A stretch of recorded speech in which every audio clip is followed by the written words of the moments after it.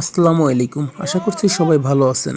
এই ক্রিকেটকে ভালোবাসে না এরকম মানুষ খুব কমই পাওয়া যাবে।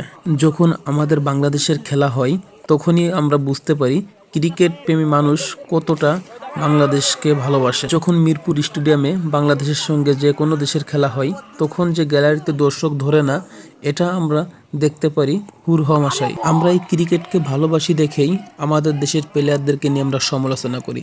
যখন ভালো খেলে তখন আমরা তাদেরকে নিয়ে ভালো সমালোচনা করি, আর যখন খারাপ খেলে তখন তো একদম ধুয়ে দিই।